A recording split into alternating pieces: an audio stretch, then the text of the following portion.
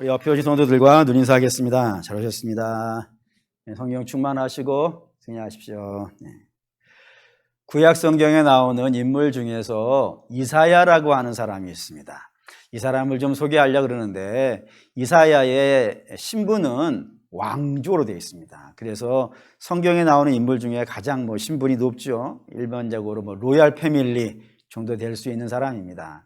뿐만 아니라 공부를 굉장히 많이 한 사람입니다. 그래서 구약의 바울 정도가 된다 할 정도로 굉장히 많이 알고 있고 역사를 꿰뚫는 시각이라든가 또는 학문을 한 개월수라든가 또는 문체라든가 어투라든가 이런 것이 어떤 가방끈이 굉장히 긴 사람이라는 것을 알 수가 있어요. 또 뿐만 아니라 이 사람이 이 성전에 들어가서 예배를 드리다가 이제 하나님을 만나게 됩니다. 그리고 하나님으로부터 장래에 있을 모든 이야기들을 이제 예언으로 받게 된 그 책이 이제 이사야라고 하는 책이 되어주고, 이 이사야라고 하는 책은 특별히 놀라운 것이 이 역사 전체를 다루고 있어요. 다시 말하면 창세기에서부터 요한계시록에 이르는 모든 이야기들이 다 담겨 있다라고 할 정도입니다. 그래서 어떤 분들은 이렇게 얘기하는 분도 있어요. 혹시 성경이 몇 권이죠? 66권이에요. 이사야는요 66장으로 되어 있어요. 그래서 이게 비슷하다. 실제로 그런 건 아니긴 하지만 그런 걸 이렇게 빗대어 가지고 이사야도 66장 되어 있고 성경도 66권 되어 있으니까 이 창세기부터 요한계시록까지 모든 이야기들이 다 들어있는, 그렇게 비유할 정도로 이 이사야라고 하는 책은 굉장합니다. 그렇기 때문에 혹시 성경을 나는 다 볼 시간이 없다라고 하시는 분이 있다면 이사야를 다 읽어보시면 그 안에 다 들어있을 정도로 대단한 책입니다. 그런데 이 이사야라고 하는 그 대단한 예언서 안에 그래도 집중적으로 다루는 게 있어요. 혹시 그게 뭔지 아실까요? 네, 예수님입니다. 메시아 예수에 대한 이야기가 구약에서 가장 많이 나온 책이 또한 이 이사야라고 하는 책인데 그 중에서도 가장 유명한 장이 53장입니다. 53장을 별명이 있어요. 이사야 53장은 고난받는 종의 노래라고 할 정도로 예수 그리스도에 대한 이야기가 가장 풍성하게 들어있는 그 장인데, 그 중에 이제 1절을 한번 이렇게 읽어볼게요. 1절 한번 읽겠습니다. 우리가 전한 것을 누가 믿었느냐? 여호와의 팔이 누구에게 나타났느냐라고. 그러니까 이걸 좀 우리가 이해할 수 있는 방식으로 설명을 드린다면 이런 겁니다. 이사야가 하나님으로부터 이야기를 들은 거예요. 예언을. 메시아는 이런 자다라고 이렇게 하나님께 직접 들었어요. 직접 들었는데 안 믿어지는 거예요. 하나님이 직접 얘기했다니까요. 근데 안 믿어지는 거예요. 자기 상식하고 안 맞아서 그래요. 자기가 일반적으로 가지고 있는 생각하고 안 맞아서 내가 들었는데 분명히 내가 들었는데도 못 알아듣겠어요. 근데 그 못 알아들은 내가 누군가에게 전하면 알아들을까요? 내가 못 알아들었는데, 제가 여러분 여기 설교를 하는데 제가 못 알아듣는 얘기를 여러분에게 하면 여러분이 알아듣겠습니까? 최소한 제가 알아들어야 여러분을 알려주지 않겠어요. 맞습니다. 그러니까 이사야도 그런 거예요. 내가 들었는데 내가 못 믿겠어. 근데 내가 얘기하면 알았까? 이런 내용이에요. 그러니까 메시아에 대한 이야기를 이사야 못 알아듣겠다 이거예요. 이게 말이 되냐라는 거예요. 그러면 이제 한번 좀 생각을 해보시죠. 왜 이사야뿐이 아니에요. 이 땅에 있는 모든 사람들이 사실은 예수님에 대해서 이야기해주면 못 알아들어요. 못 알아듣는 이유가 있어요. 한 3가지 정도로 알려져 있습니다. 3가지 정도로 되어 있는데 뭐냐면 첫 번째는 신에 대한 이야기예요. 그렇죠? 예수님도 신이니까. 근데 이 신에 대한 이야기가 일반적으로 사람들이 알고 있는 신에 대한 이야기하고 너무 달라요. 일반적으로 우리가 알고 있는 신에 대한 이야기는 이런 겁니다. 2 종류로 나오는데, 첫째는 신으로 태어나는 거예요, 그냥. 예를 들어 제우스라든가 또 포세이돈이라든가 또 하데스라든가 그리스 로마 신화에 나오는 신들이고 옥황상제라든가 이게 우리가 알고 있는 신들이란 말이에요. 그들은 처음부터 신으로 태어나가지고 끝까지 신으로 살아요. 이런 모습을 가지고 있는 것이 첫 번째라 한다면, 두 번째는요, 발전하는 신이 있어요. 발전하는. 무슨 뜻이냐면 처음에는 시원찮아요. 예를 들어서 처음에는 짐승이에요. 짐승. 근데 짐승이 동굴에 앉아가지고 마늘 먹는 거예요, 마늘을. 쑥을 먹고. 그래, 배기를 열심히 먹는 거예요. 하나는 지쳐서 나가버리고, 하나는 끝까지 곰같이 먹어가지고 말이지. 뭐가 되는 거예요? 사람이 되는 거예요. 그러니까 짐승에서 사람을 어떻게 된 거예요? 발전했잖아요. 그렇죠? 최소한 우리가 짐승보다는 나으니까 발전했죠? 근데 이 사람이 이제 또 보리수 밑에 가가지고 돌을 닦는 거예요. 뭐 치악산에 들어가서 돌을 닦고 열심히 돌을 닦고 공부를 하고 뭐 이렇게 수행을 해가지고 뭐가 되는 거예요? 신이 되는 거예요. 별이 되고 달이 되고 해가 되고 이런 식으로 바닥에서부터 시작해가지고 점점 이렇게 해가지고 결국에는 신이 되는 이야기, 이런 것들을 우리가 알고 있는 일반적인 신의 모습이라 이거예요. 그런데 예수 그리스도는요, 이 반대가 된 거예요. 그분은 신인데 어떻게 되는 거예요? 사람이. 그것도 잠깐 이렇게 변모하는 게 아니라, 잠깐 그 모습을 감춰가지고 변장해서 나타나는 것이 아니라 태어나는 것 자체를요, 사람으로 태어나는 거예요. 그 사람으로 자라는 거예요. 같이 먹고, 같이 교육받고, 같이 돌아다니고, 같이 놀고, 같이 기뻐하고, 그 결국에는요, 죽고. 모든 스타일이 사람하고 똑같이 사시는 거예요. 이런 신의 이야기가 없어요. 이해가 안 되는 것이고. 두 번째는 신이 죽어요. 일반적으로 우리가 알고 있는 신화에서는 신이 사람을 죽입니다. 신이 사람을 죽일지언정 사람의 손에 신이 죽는 이야기는요, 없는 거예요. 아니, 사람의 손에 죽으면 그게 신이겠어요? 일반적인 생각 속에서는. 그러니 뭐 다들 신은 안 죽는다고 생각하는 판국에 죽어버렸으니까요, 믿을 수가 없는 거예요. 그래서 유대교나 이슬람 같은 경우에도 예수 그리스도를 인정을 한다 이거예요. 근데 어디까지를 인정을 하냐면 위대한 선생님, 위대한 성각자, 인류의 뛰어난 스승, 그런 정도로까지는 이해해 주겠지만 뭘로는 받아들일 수가 없는 거예요. 신으로는 받아들일 수가 없는 거예요. 세 번째는 신의 모습이 영 시원치가 않아요. 예수님의 모습이 한번 볼까요? 이사야 53장 2절입니다. 1절. 그는 주 안에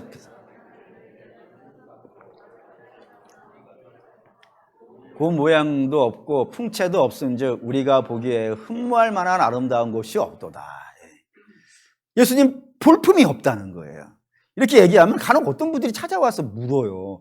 목사님, 제가 예수님을 보니까 예수님이 정말 멋지게 생기셨던데, 그래서 도대체 어디서 보셨어요? 했더니 초상화가 있다는 거예요. 그래서 제가 그랬어요. 그러니까 영화를 그만 보라 그러는 거예요. 그거는 예수님이 아니고 배우예요, 배우. 헐리우드 배우를 예수님이라고 하면 되겠어요, 안 되겠어요? 그것이 배우라고 정도는 구별할 수 있는 다음에야 영화를 볼 수 있는 거예요. 저만 보는 거예요, 그래서. 예수님의 모습은 여기 써 있지 않습니까? 고운 모양이 없다고. 풍채도 없다고. 풍채가 뭐죠? 사이즈잖아요, 사람이.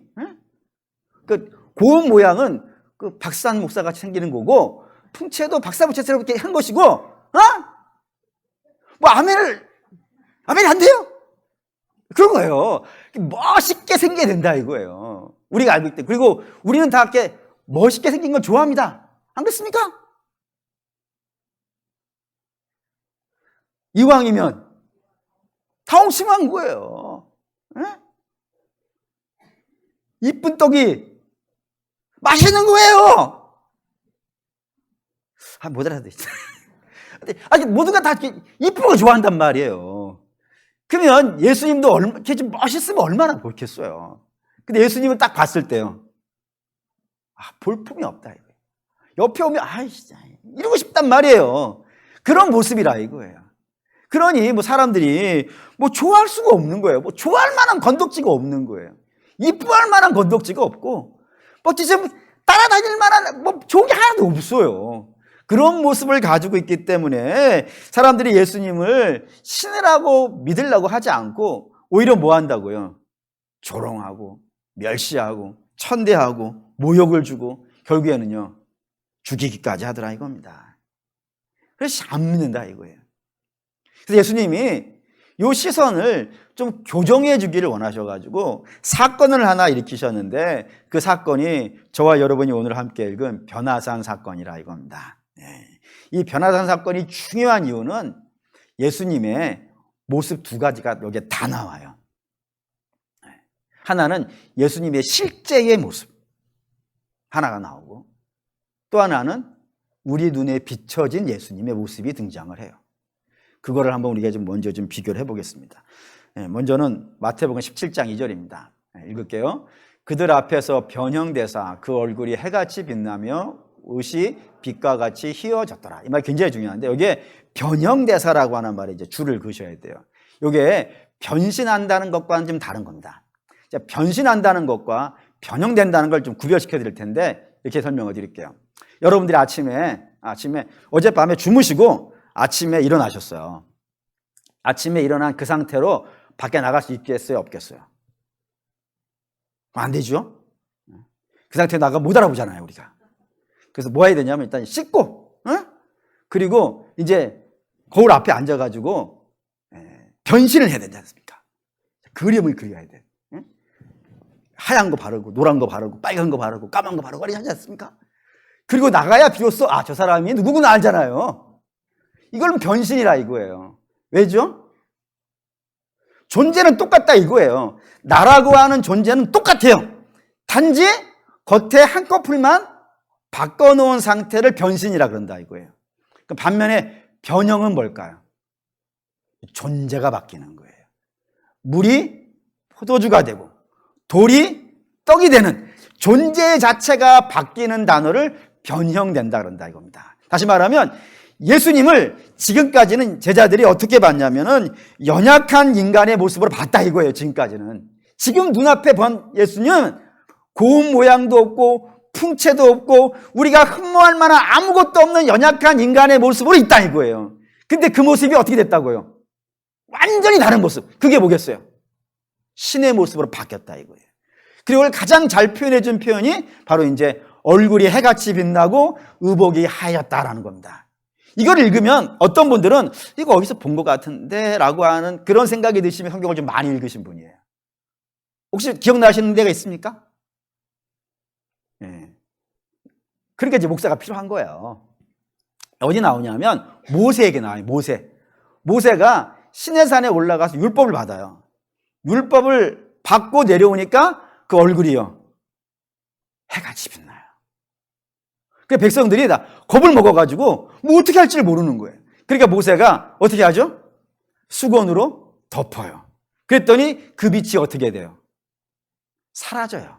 감춰져요. 그러니까 모세의 빛은 모세가 하나님으로부터 이렇게 은혜를 받고 나타난 얼굴의 빛은 뭐에 의해서 가려진다고요? 수건 한 장이면 가려지는 빛이라 이거예요. 근데 오늘 예수님은요 수건으로 덮여져 있는 게 아니라 뭘로 덮여져 있어요? 옷으로 덮여져 있다니까요. 수건이 커요? 옷이 커요? 잘 이해가 안 되시면 집에 가서 해보시면 돼요. 옷이 더 커요. 근데 모세는 수건으로 덮었더니 빛이 없어지는데 예수님은요 옷까지 또 빛나게 만들어 버리시더라 이거예요. 무슨 뜻인지 이해가 되시죠? 그러니까 모세의 빛은 받아낸 빛이에요. 받아서 그냥 반사하는 빛이에요. 사람의 빛이에요. 아주 훌륭한 사람의 빛이에요. 반면에 예수님은요 전능자의 빛이라 이거예요. 전능자의 빛이기 때문에 그 옷마저도 하얗게 빛나게 할 만큼 옷이 가리지 못할 만큼 어떤 것도 가리지 못할 만큼 대단한 빛을 내시는 그런 분이라 이겁니다. 하나님이라는 표현이 되는 거예요. 두 번째는 이렇게도 되어 있어요. 3절 읽을게요. 그때에 모세와 엘리야가 예수와 더불어 말하는 것이 그들에게 보이거늘. 그러니까 변화산에서 모세와 엘리야가 등장을 했다 이겁니다. 근데 여기에 모세와 엘리야가 괜히 등장한 게 아니에요. 뭐 훌륭해서 등장한 것도 아니에요. 뭐 구약에 모세와 엘리야만 훌륭합니까? 뭐 아브라함도 있고 다윗도 있고 훌륭한 사람 많아요. 그런데도 불구하고 이 모세와 엘리야를 여기에 등장시킨 이유가 있습니다. 왜 등장시키냐면 이스라엘 사람들이 제일 좋아해요, 실제로. 왜 제일 좋아하는 두 사람이냐면 이 두 사람에게 공통점이 있기 때문입니다. 공통점. 뭐냐면 이 두 사람은 전부 인도자라고 하는 타이틀을 가지고 있는 사람들이에요. 예를 들어보죠. 모세라고 하는 사람은 어디에 등장하냐면 출애굽기에 등장하는데, 출애굽기의 이스라엘 상태는요, 바로의 종입니다. 종으로 너무너무 고통받고 있는 그때에 모세가 등장을 해요. 그래서 모세가 이 바로를 10가지 재앙으로 때려 부수고 이스라엘을 출애굽을 시킵니다. 근데 모세는 출애굽만 시킨 사람은 아니에요. 하나를 더 해요. 그러니까 애굽에서 나오는 것만 끝낸 게 아니라, 홍해를 건너고 모세가 없어진 게 아니라 하나를 더 한다 이거예요. 하나 더 하는 게 뭐예요?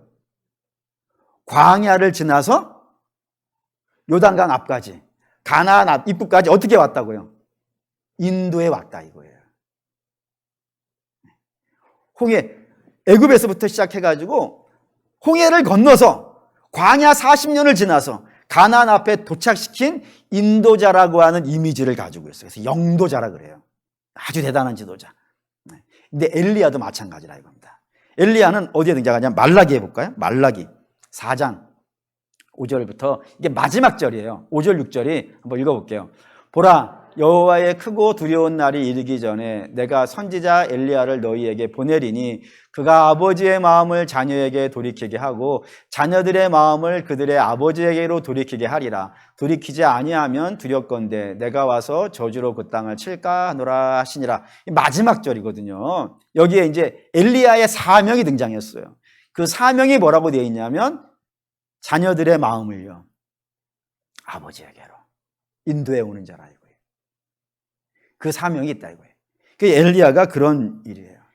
그런 사명을 갖고 이 땅에 온 사람입니다. 그래서 이스라엘 백성들은 모세와 엘리야라고 생각하면, 야, 우리를 그 험하고 어렵고 눈물 나고 고통스러운 자리에서 젖과 꿀이 흐르는 땅으로, 아버지의 품으로 이렇게 인도해 갈 수 있는 그런 사람이구나 라고 생각해가지고 이들을 굉장히 좋아합니다. 그래서 이제 여기에 이 두 사람이 이 변화산에 등장을 한 거예요. 왜 등장시키냐면 예수님이 뭐이기 때문에. 그들과 같은 입장이라 이거예요. 딱 봤을 때 같은 입장인 게 뭐겠어요? 인도자. 모세와 엘리야가 이스라엘의 인도자이듯이 예수님도 이스라엘의 인도자 된다 이거예요. 그래서 이 세 사람이, 그냥 이렇게 말씀드릴게요. 세 사람이 베드로가 봤을 때는 어떤 입장이 된 거예요? 동일한 거예요. 그러니까 모세와 엘리야가 워낙 대단해요. 모든 사람들이 다 좋아해요. 그러니까 예수님을 거기까지 올려놓은 거예요, 지금. 그래서 이 얘기가 등장한 거예요. 17장 4절. 17장 4절. 읽겠습니다. 베드로가 예수께 이르되 주여 우리가 여기 있는 것이 좋사오니 만일 주께서 원하시면 내가 여기서 초막셋을 짓되 하나는 주를 위하여 하나는 모세를 위하여 하나는 엘리야를 위하여 하리이다. 그러니까 모세가 그런 거예요. 모세가 여기에 집 짓고 살자 이거예요. 세 집을 예수님, 모세, 엘리야 똑같이 집 짓고 살자 이거예요. 그러니까 베드로는 예수님을 나름대로 최고로 높였단 말이에요. 어디까지? 모세와 엘리야까지. 유대인들이 가장 좋아하는 사람들이 모세와 엘리야니까 그 사람들 수준까지 베드로는 이제 올려놓은 거예요. 집단에는. 여기까지 이해되시죠? 근데 그러고 나서 구름이 덮여버렸어요. 구름이 싹 덮여버렸어요. 그리고 하나님이 거기서 이제 뭐라 하세요. 좀 이따 그건 볼 것이고. 하나님 뭐라고 하세요. 그리고 나서 구름이 싹 없어졌죠. 그리고 남은 게 뭐라고요? 17장 8절. 읽겠습니다. 제자들이 눈을 들고 보매 오직 예수 외에는 보이지 아니하니라. 어떻게 됐다고요? 모세와 엘리야가 어떻게 됐다고요? 사라져버렸다 이거예요. 왜 사라졌을까요? 지금까지 이스라엘은 우리를 아버지께로 인도하는 자가 누구였다고요? 모세와 엘리야라고 알았기 때문에 그 모세와 엘리야를 거의 하나님 취급했단 말이에요. 근데 주께서 모세와 엘리야가 너희를 하나님 품으로 인도한 게 아니라는 거예요, 지금. 모세는 없어도 되는 거예요, 모세는. 엘리야도 없어도 돼요. 아니, 하나님이 모세가 있어야 출애굽을 하실 수 있겠어요? 하나님이 엘리야가 있어야 갈멜산 위에서 바알 선지자 450명과 싸울 수 있겠어요? 아니요. 모세는 없어도 돼요. 엘리야도 없어도 돼요. 하나님은 여기 굴러다니는 돌을 가지고도 아브라함 자손을 만드실 수 있는 분인데 모세와 엘리야가 뭐가 대단하다고 사람이 없애버리시는 거예요. 너희를 실제로 나한테 인도해 오는 건 옛날에도 그렇고 지금도 그렇고 앞으로도 그렇고 단 하나밖에 없다 이거예요. 그게 누구예요? 예수님. 모세 별거 아니에요. 다윗도 별거 아니고 아브라함도 별거 아니에요. 어느 누구도. 물론 우리의 입장에서 봤을 때는 큰 사람들이면 틀림없어요. 그런데 그들이 아무리 대단하다 하더라도 누구에게는 비교가 안 된다고요. 예수님에게는 그런 분이라 이거예요. 얼마나 대단한 분이겠어요. 세 번째 17장 5절 읽겠습니다. 말할 때 호련히 빛난 구름이 그들을 덮으며 구름 속에서 소리가 나서 이르되 이는 내 사랑하는 아들이요 내 기뻐하는 자니 너희는 그의 말을 들으라 하시는지라. 하나님의 음성이에요. 하나님이 뭐라 그러시냐면 너희가 볼 때 이 풍채도 없고 고운 모양도 없고 아름다움도 없어가지고 맨날 조롱하고 멸시하고 침뱉고 손가락질하고 때리는 그런 모든 사람들 다 예수님을 그렇게 봐요. 다 그렇게 보는데 하나님은 어떻게 보인다고요? 내 사랑하는 자이고 내 기뻐하는 자라고요. 내 사랑하는 아들이라고요. 그러니까 하나님에게 그렇게 보이는 거예요. 하나님에게는 이보다 더 대단한 분이 없고 이보다 더 아름다운 분이 없고 이보다 더 훌륭한 분이 없는 하나님의 유일하신 독생한 아들이에요. 그 영광이에요. 아무에게도 하나님 이런 말 안 해요. 누구에게 이런 말 하는 분 본 적 있으십니까? 오직 예수 그리스도 하나님의 독생하신 아들에게만 이런 놀라운 찬사를 주시면서 모든 백성들은 다 어떻게 하라고요? 예수의 말을 들으라 라고 하는 그 명이 있는 그 영광스러운 분이 우리 주 예수님이다라는 겁니다. 그러니까 지금 두 가지 모습이 등장했죠. 하나는 해같이 빛나는 모습, 모세와 엘리야는 급도 안 되는 자의 모습, 그리고 하나님도 가장 기뻐하는 아들이라고 말하는 그런 대단한 모습이 원래 예수님의 모습이에요. 근데 우리의 눈앞에 나타난 모습은요, 고운 모양도 없고 풍채도 없고 흠모할 만한 아무것도 없는 현찬한 모습으로 등장했다고요. 그럼 질문이 나와야 되는 거예요. 이렇게 얘기하면 이제 질문이 나옵니다. 어떤 질문이 나오냐면, 아니 그렇게 대단한 예수님이라면 그 대단한 모습으로 나타나면 안 되겠냐고. 대단한 모습으로 나타나가지고 우리에게 내가 이런 자이다 라고 이렇게 멋있게 보여주면 얼마나 더 좋을 텐데 왜 이렇게 현찬한 모습으로 나타나서 별 볼 일 없는 모습으로 나타나서 피조물에게 조롱받고 뺨 맞고 침뱉음을 당하고 매질당하고 죽는 그런 모습이 되셨습니까? 라는 질문이 나와야 되죠. 왜 두 가지 모습으로 영광스러운 분이 시원찮은 모습으로 오십니까? 라는 질문이 돼야 되는 거예요. 그러면 이제 그 질문에 대한 답이 마태복음 17장 9절입니다. 17장 9절 읽을게요. 그들이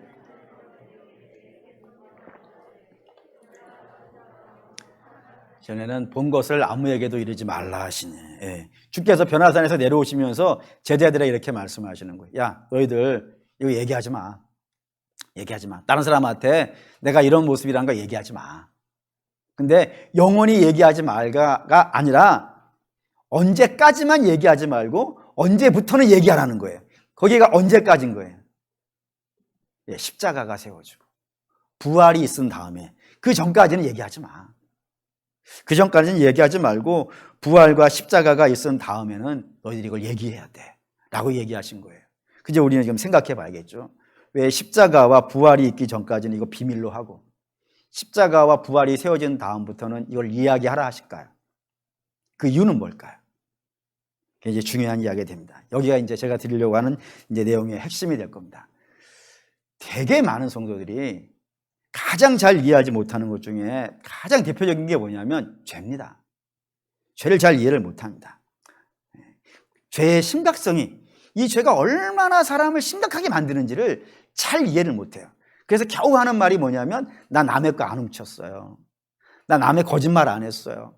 나 다른 사람 미워하지 않았어요. 뭐 이 정도로 생각을 해요. 물론 그게 다 죄의 모습인 건 틀림이 없는데 진짜로 죄가 무서운 게 뭔지 아십니까?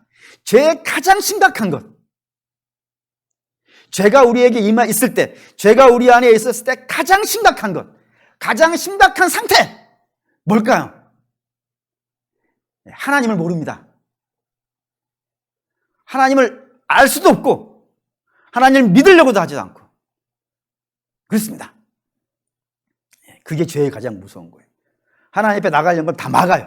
하나님 없다 그러고 안 믿으려고 그러고 그런다 이거예요. 볼까요? 에베소 2장 1절에서 10절인데 좀 끊어서 읽을게요. 1절부터 3절부터 읽겠습니다. 읽을게요. 그는 허물과 죄로 죽었던 너희를 살리셨도다. 그때 너희는 그 가운데서 행하여 이 세상 풍조를 따르고 공중 권세 잡은 자를 따랐으니 곧 지금 불순종의 아들들 가운데서 역사하는 영이라. 전에는 우리도 다 그 가운데서 우리 육체의 욕심을 따라 지내며 육체와 마음에 원하는 것을 하여 다른 이들과 같이 본질상 진노의 자녀였던, 이게 죄의 상태에 머물러 있는 사람들의 모습입니다. 이렇게 돼 있어요. 이 죄가 해결되어지지 않은 사람들은 살아가는 방식이 딱 세 가지라 이겁니다. 첫째는 뭐라고요? 세상 풍조를 따라 산다 이거예요. 그러니까 유행 따라 사는 인생이에요. 사람들이 이렇게 산다 그러면 이렇게 살고, 사람들이 저렇게 산다 그러면 저렇게 사는 거예요. 그냥 사람들이 자기의 본이에요. 그래서 자기 나름대로 저 사람 훌륭한 사람, 그러면 그걸 따라 사는 거예요. 그게 일반적인 모습이라 이거예요. 두 번째는 욕심을 따라 산다 이거예요. 욕심이 시키는 대로. 다시 말해 또 어떤 욕심이냐면 육체의 욕심이에요. 육체의 욕심을 따라서 그렇게 살아요. 그리고 잘 사는 게 뭐냐면은 그냥 내 주머니 안에 많이 넣는 거예요. 어떻게 해서든지 그냥 많이 넣고 많이 갖고 높아지고 뭐 인정받고, 그거 외에는 다른 데 관심이 없어요. 가장 심각한 거는 사단을 따라다닌다 이거예요. 하나님 따라다니는 게 아니고, 하나님이 시킨 대로 사는 게 아니라 사단이 시킨 대로 산다 이거예요. 이게 죄 아래에 있는 사람들이, 죄가 해결되어지지 않은 사람들의 모습이에요. 그래서 그 모습의 결과는 뭐였다고요? 진노의 자식이. 진노의 자식으로 끝나는 사람들이라 이거예요. 근데 그런 사람들이 예수를 믿는 거예요. 어떻게 해서요? 어떻게 해서 예수를 믿게 됐을까요? 그러니까 죄가 해결되어지지 않는 이상은 저렇게밖에 살 수가 없는 거예요. 근데 그런 사람들이 예수를 믿는 거예요. 어떻게 해서요? 4절부터 9절까지 읽겠습니다. 긍휼이 풍성하신 하나님이 우리를 사랑하신 그 큰 사랑을 인하여 허물로 죽은 우리를 그리스도와 함께 살리셨고 은혜로 구원받은 것이니라. 또 함께 일으키사 그리스도 예수 안에서 함께 하늘에 앉히시니 이는 그리스도 예수 안에서 우리에게 자비하심으로써 그 은혜의 지극히 풍성함을 오는 여러 세대에 나타내려 하심이라. 너희는 그 은혜를 인하여 믿음으로 말미암아 구원을 받았으니 이것은 너희에게서 난 것이 아니요 하나님의 선물이라. 행위에서 난 것이 아니니 이는 누구든지 자랑하지 못하게 함이니라. 우리가 어떻게 해서 주를 알게 되어졌냐면은 우리가 노력해서 아는 것이 아니고, 우리가 공부해서 아는 것이 아니고, 우리가 도 닦아서 아는 것이 아니라 어떻게 하셨냐면 하나님이 당신의 아들을 죽이셨대요. 죽이셔가지고 우리의 죄를요 벗겨내신 거예요. 그리고 주님이 부활하실 때요 같이 살리셨고, 그리고 그 예수와 연합하여서 우리를 어디로 인도했다고요? 하나님 앞으로 인도했다고요. 우리가 노력해서 죽고 살고 하늘에 간 것이 아니라 예수 그리스도께서 죽고 부활하시고 사시는 그 은혜를 우리에게 베풀어 주셔가지고 우리가 허물과 죄로 죽었던 우리가 어떻게 됐다고요? 살아났다고요. 살아났기 때문에 10절이 된단 말이에요. 10절 읽을게요. 10절 읽겠습니다. 우리는 다 만드신 바라 그리스도 예수 안에서 선한 일을 위하여 지으심을 받은 자니 이 일은 하나님이 전에 예비하사 우리로 그 가운데서 행하게 하려 하심이라라고요. 우리를 믿게 하시려고, 예수 안에서 선한 일은 예수를 믿는 일이란 말이에요. 그 일을 창세 전부터 준비하셨었는데 그 일을 이루시는데 어떻게 이루셨다고요? 당신의 아들을 죽이는 걸로 이루셨다 이거예요. 그렇게 하셨기 때문에 우리가 허물과 죄에서 죽었던 우리가 살아나서 영적인 감각이 생기고, 영적인 감각이 생겼으니까 하나님께 예배도 하고, 그리고 회개도 하고, 헌신도 하고, 그렇다 이거예요. 이거를 이사야가 이렇게 얘기한다 이겁니다. 다시 이사야 53장 4절에서 10절입니다. 읽을게요. 그는 우리의 슬픔을 당하였거늘 우리는 생각하기를 그는 징벌을 받아 하나님께 맞으며 고난을 당한다 하였노라. 그가 찔림은 우리의 허물 때문이요 그가 상함은 우리의 죄악 때문이라. 그가 징계를 받음으로 우리는 평화를 누리고 그가 채찍에 맞음으로 우리는 나음을 받았도다. 우리는 다 양 같아서 그릇 행하여 각기 제 길로 갔거늘 여호와께서는 우리 모두의 죄악을 그에게 담당시키셨도다. 그가 곤욕을 당하여 괴로울 때에도 그의 입을 열지 아니하였으며 마치 도수장으로 끌려가는 어린 양과 털 깎는 자 앞에서 잠잠한 양같이 그의 입을 열지 아니하였도다. 그는 곤욕과 신문을 당하고 끌려갔으나 그 세대 중에 누가 생각하기를 그가 살아있는 자들이 땅에서 끊어짐을 마땅히 형벌받을 내 백성의 허물 때문이라 하였으리요. 그는 강포를 행하지 아니하였고 그의 입에 거짓이 없으나 그의 무덤이 악인들과 함께 있었으며 그가 죽음으로 부자와 함께 있었도다. 여호와께서 그에게 상함을 받게 하시기를 원하사 질고를 당하게 하셨은즉 그의 영혼을 속건제물로 드리기에 이르면 그가 씨를 보게 되며 그의 날은 길 것이요 또 그의 손으로 여호와께서 기뻐하시는 뜻을 성취하시리라. 에베소 나온 말씀과 똑같잖아요. 우리를 하나님 앞에 복된 자 되게 하시기 위해서 당신의 아들 죽이는 걸 기뻐하셨대요.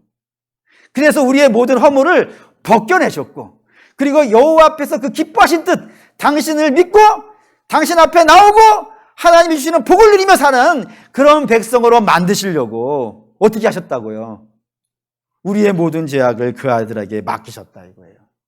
그래서 아들이 죽는 거예요. 그래서 예수님은 어떻게 돼야 되냐면 우리의 죄를 해결하기 위해서는 철저히 깨져야 되는 거예요. 철저히 부서져야 돼요. 남김없이 갈아져야 되고 남김없이 조롱받아야 되고 남김없이 채찍 맞아야 되고 남김없이 거의 산산조각이 나야 돼요. 완전히 죽어 없어져 버려야 된다 이거예요. 그렇게 되어져야 된다고요. 그렇게 철저히 없어져야 되는 분에게 힘이 무슨 필요가 있겠어요? 그렇지 않습니까? 힘은 왜 필요한 거예요? 안 죽으려고 힘이 필요한 거예요. 아름다움은 왜 필요한 거예요? 남들에게 인정받기 위해서는 아름다움이 필요한 거예요. 근데 예수님은 살기 위해서 오신 분이 아니라니까요. 다른 사람에게 인정받기 위해서 오신 분이 아니라니까요. 오히려 모든 사람에게 씨름받아줘야 되고 모든 사람에게 침뱉음 당해야 되고 모든 사람에게 맞아야 되는 거예요. 그래야 어떤 일이 벌어지니까? 그래야 당신의 백성들이 살아나니까 그렇다 이거예요. 그래서 그 일을 이루기 위해서 영광의 본체 되시는 분이 철저히 낮아지셨다 이겁니다. 빌립보서 2장 6절에서 8절 읽습니다. 그는 근본 하나님의 본체시나 하나님과 동등됨을 취할 것으로 여기지 아니하시고 오히려 자기를 비워 종의 형체를 가지사 사람들과 같이 되셨고 사람의 모양으로 나타나사 자기를 낮추시며 죽기까지 복종하셨으니 그 십자가에 죽으심이라. 아멘이 됩니까? 네, 그렇습니다. 우리를 죄에서 벗겨내고 하나님의 심판에서 벗겨내 구원에 이르게 하기 위해 주님이 죽으신다 이거예요. 그 방법으로 하시더라 이겁니다. 그렇기 때문에 만약에 십자가와 부활이 없다면 우리는 지금도 예수님 모릅니다. 이사야도 모르는데요. 베드로도 모르는데요. 아무도 모릅니다. 주님이 십자가에 죽으시고 무덤에서 살아나시는 것을 통하여서 우리가 비로소요. 저분이 하나님이시구나. 저분이 나를 구원하시는 분이구나. 그렇게 알게 되어지더라 이겁니다. 그래서 주께서 야 내가 십자가에 죽고 부활할 때까지 이거 얘기하지 마. 왜요? 얘기해도 몰라요. 얘기해도 믿지 않아요. 근데 십자가에 보혈의 강을 건너오고 주와 함께 거듭난 자는 이 세상에서 가장 영광스러운 게 뭔지 아십니까? 주님의 십자가가 됩니다. 그보다 아름다운 게 있을까요? 그보다 영광스러운 게 있을까요? 여러분, 우리가 예수를 믿는다는 것은 보통 일이 아닙니다. 우리는 그냥 생각하기에 내가 교회를 택했어. 절도 갈 수 있는데 교회를 물론 그런 모습을 띄었어요. 그런데 여러분 우리가 예수를 믿는다는 건 그렇게 간단한 문제가 아닙니다. 우리가 예수를 믿는다는 것은 우리 하나님이 우리를 위해 죽으셨기 때문에 그래서 그분이 우리를 허물과 죄에서 살려내셨기 때문에 비로소 예수를 믿게 되어지는 것이고 예수를 믿게 되어지잖아요. 그럼 가만히 있을 수가 없어요. 예배 안 하고 어떻게 견딜 수 있을까요? 노래하지 않고 나의 허물을 벗기고 하나님 앞으로 인도하셔서 우리에게 영생을 주시는 분을 어떻게 예배 안 하고 살 수 있을까요? 어떻게 노래 안 하고 살 수 있을까요? 어떻게 소리치지 않고 살 수 있을까요?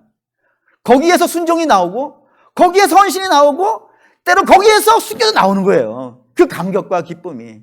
그래서 설교를 다 써놓고 마지막에 한마디만 딱 하고 갔으면 끝나면 좋겠다는 생각이 있어가지고 기도를 하면서 마음에 묵상을 했어요. 그리고 그냥 선포하렵니다. 선포를 해야 될 것 같아요.